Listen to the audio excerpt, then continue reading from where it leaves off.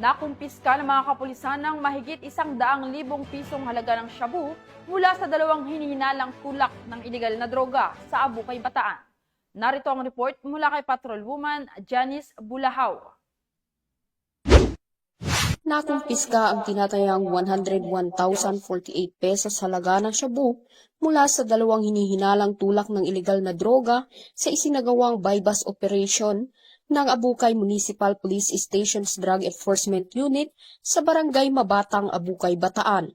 Sa patuloy na pinaigting na kampanya laban sa ilegal na droga, matagumpay na naaresto ng mga tauhan ng Abukay MPS, Bataan Police Provincial Office sa ilalim ng pamumuno ni Police Major John Ray A. Kutab, officer in charge ang dalawang suspect at nasamsam ang tinatayang 14.86 gramo ng hinihinalang shabu na nagkakahalaga ng 101,048 pesos sa naturang operasyon. Ang mga naarestong suspect at nakumpiskang ebidensya ay kasalukuyang nasa kustodiya ng Abukay MPS para sa wastong dokumentasyon at disposisyon.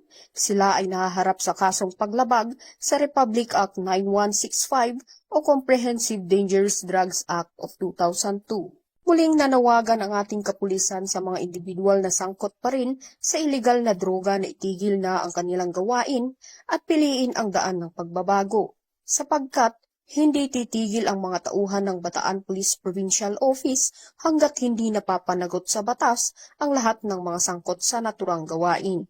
Mula dito sa Police Regional Office 3, ako ang inyong PNN Correspondent, Patrolwoman Janice Bulahaw, alagad ng batas, tagataguyod ng Balitang Pulis.